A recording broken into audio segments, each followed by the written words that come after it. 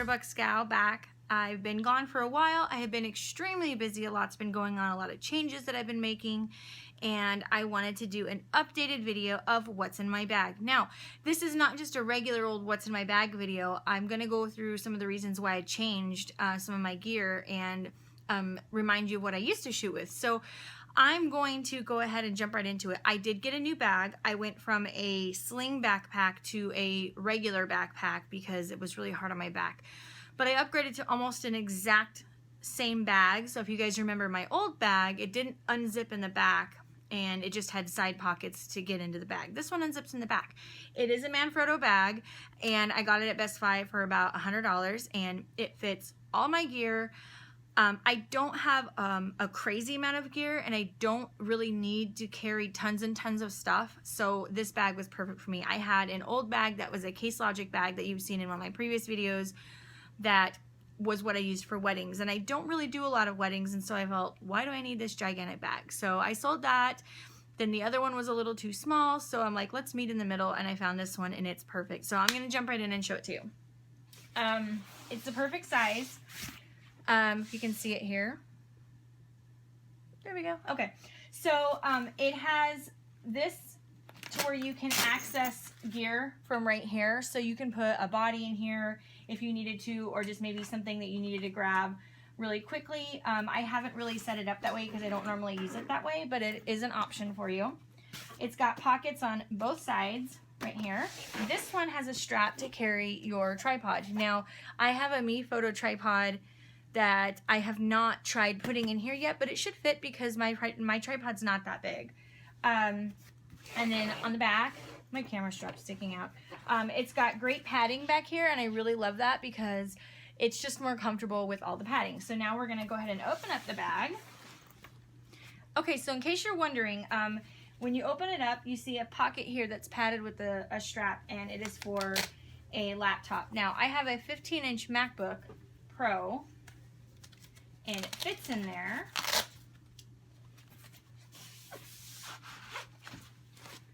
It's kind of tight, but it'll fit. So if you have a 15-inch or under, you should be good. If you are one of those people that have the 17-inch that they don't make anymore, not gonna work for you. But I don't think a lot of people have those actually. So there is pockets for pens, which I don't normally carry pens in my camera bag. This is actually a little gadget that they sell, and it has something to do, it's like a little mini tripod. I've seen them, but I don't use one. And then I have a pocket here. I don't always use this because sometimes it has a lot of glare, but it's the screen protector from the back of my camera. And I keep a lens cloth in here.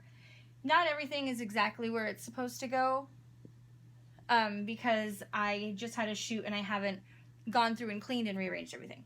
But stuff that I pulled out here a second ago, I have a lens cap in there, and this is really bad because sometimes I'm really bad about putting my lens caps back on my camera, on my lenses. End cap, body cap, battery charger for my D3300, and I think I just threw that in there from when I went on my Grand Canyon trip. So, okay. So a couple of the small things before I pull out the big gear. This is what I carry my memory cards in.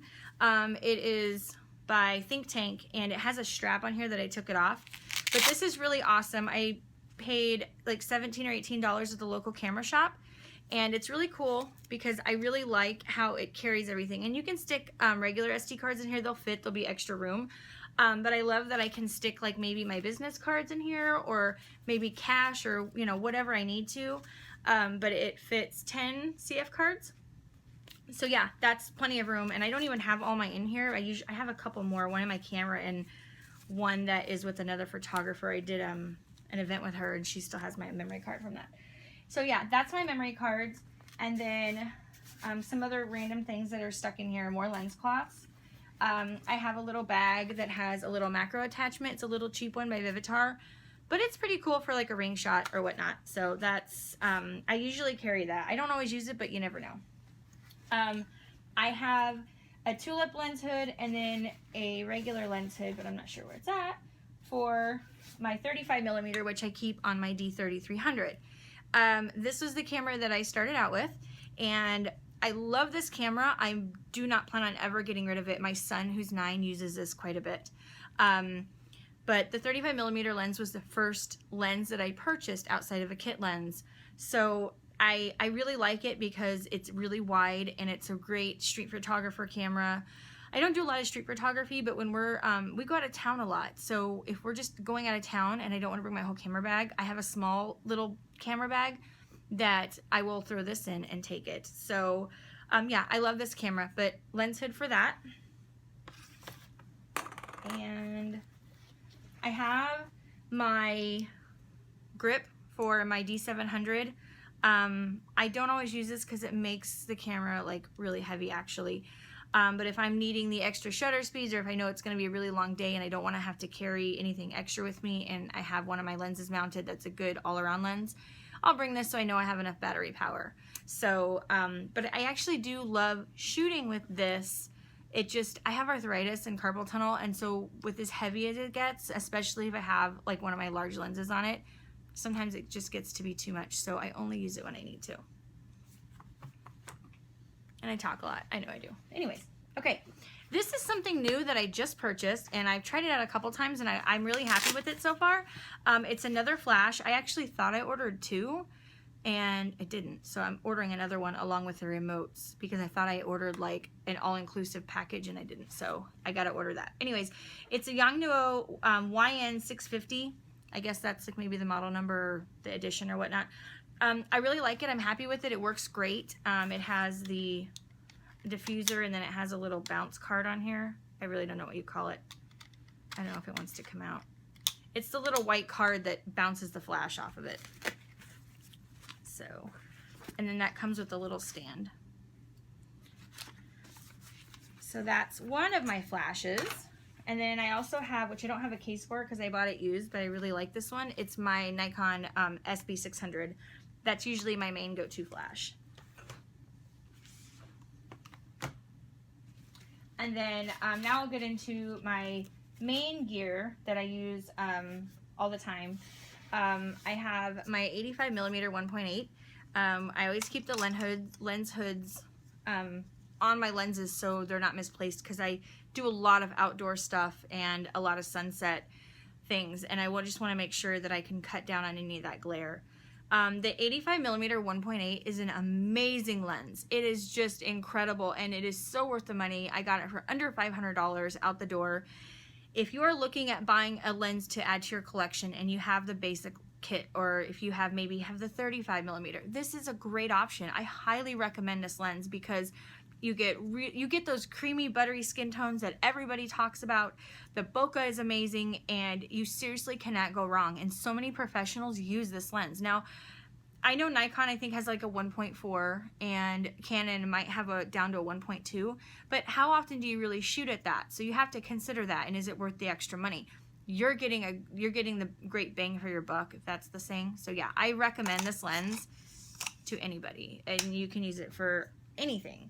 The only thing you have to be considerate of is if you do boudoir or any studio photography and you don't have a huge space, it can get a little tight, but you just have to, you know, everyone differs in how they shoot and what they shoot, but it's still an amazing lens. Now I have my 70-200. It's a Sigma edition, and I have the ring for it somewhere. It's on the floor. It fell. Okay, so I have the ring mount for it for when I use it like on a monopod. I took this with me to the Grand Canyon, and I got some really cool shots with it, and got some awesome shots of like the mountains coming back through Flagstaff of the San Francisco Peaks. So if you're gonna go with a big lens or a heavy lens and you can have one of these, I recommend using it. You can do handheld with these, but it just makes it easier and you'll get better quality images with this.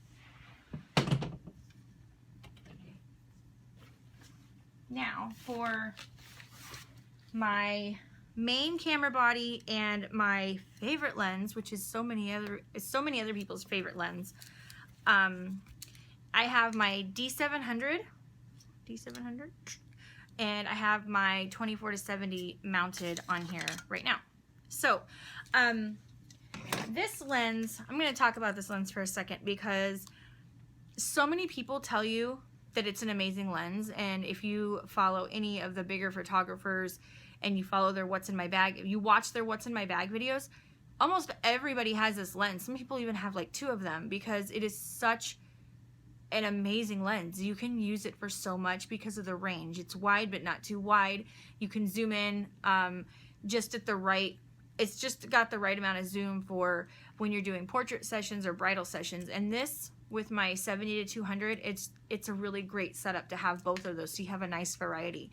The next lens on my list is most likely the 14-24. I do love doing outdoor and landscapes, and so I'm waging between that and the Sigma 50mm 1.4 art lens. I believe that's what it is. So anyways, this lens is great. I've done a lot of awesome shots. I used this at the Grand Canyon, and I pulled out really wide at 24mm and got some really awesome shots. And this on my 700, my 700's heavier and bigger than the D750, but it's not too bad. It is a little heavy, but I can usually manage and get through a whole session with it. And I have to talk about my camera strap for a second because it is amazing.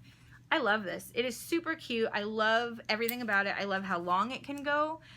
And it is by Capturing Couture.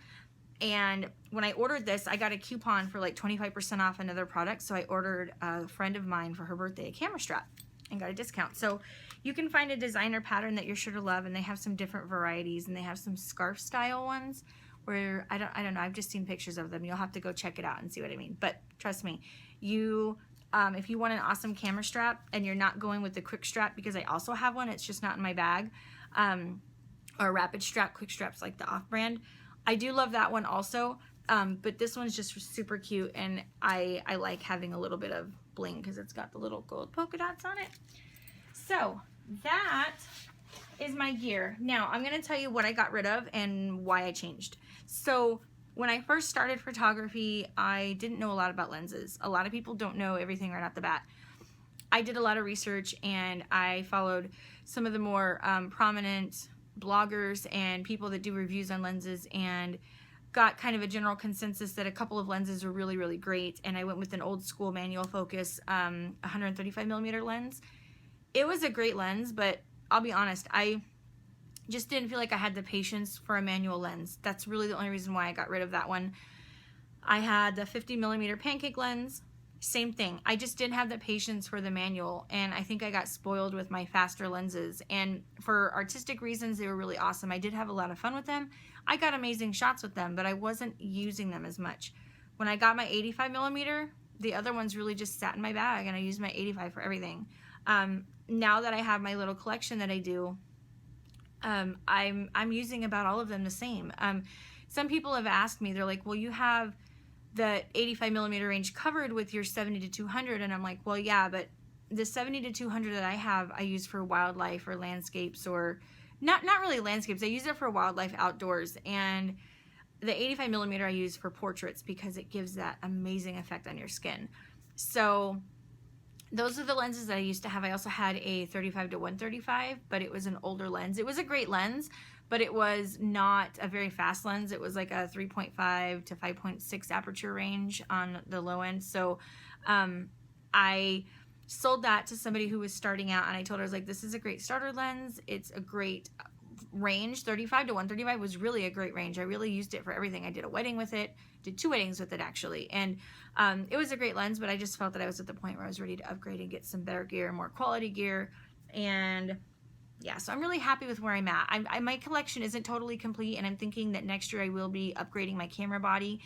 I will completely give my 3300 to my son. I know I said I wasn't getting rid of it. I'm not really getting rid of it. It's going to be his camera completely. I still keep it in my bag because if I need a backup camera, I will use it because it does make great pictures. I'm thinking I'm going to go with the 750 just because I have the 700 right now and everyone recommends it, and I just cannot justify going up to the 810 and the difference in cost. It just doesn't seem like it's worth, I don't feel like I need it. So that and the couple of lenses that are on my list, maybe even the 60mm macro is something that I'm considering buying. But other than that, I have what I need to get the job done right now. the other thing that I wanted to mention is what I use for editing, and so I'm going to show you that real quick.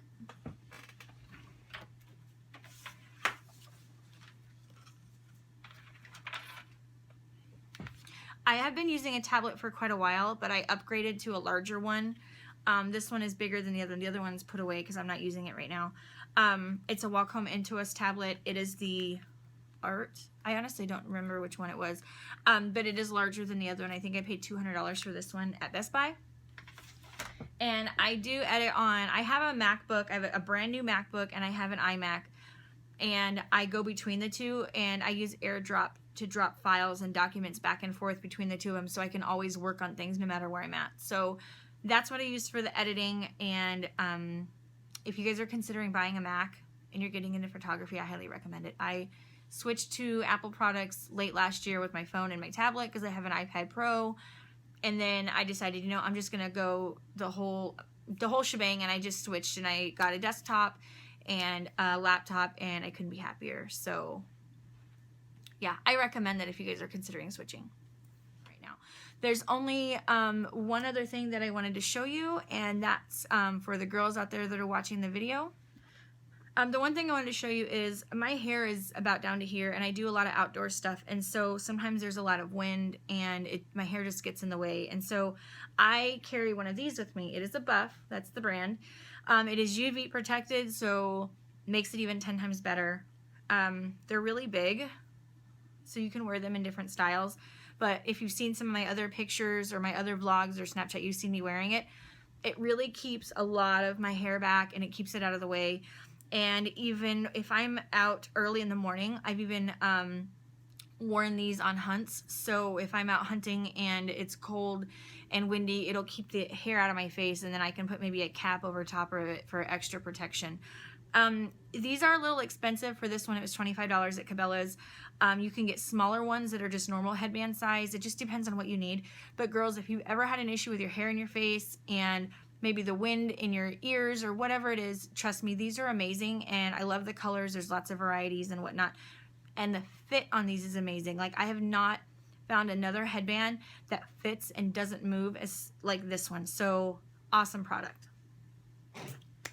So thank you guys so much for watching my video. I know it was a little long. I went into some detail, but I do appreciate you guys watching, and if you guys have any questions on any of my gear, please put it in the comments below, and I will be sure to get back to you if you guys have any questions or anything. And you guys can find me on Snapchat and Twitter and Instagram. I'm everywhere, so please come follow me. I really love interacting with people that are following me. If you have questions, I will get back to you. So thank you guys so much for watching my video. Please hit the subscribe button. I really love it when I get new subscribers. I really am trying to just get my information out there and help people. I love doing this to help new photographers. If you're trying to reach your goal of becoming a professional level photographer, I try to offer a lot of helpful tips to you, things that I have learned on my own, things that I've tried out in the field that have worked for me, things that haven't. All of that good stuff is here.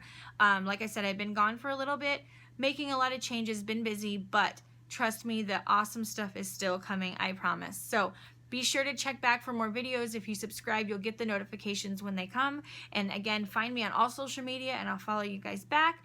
And until next time, bye y'all.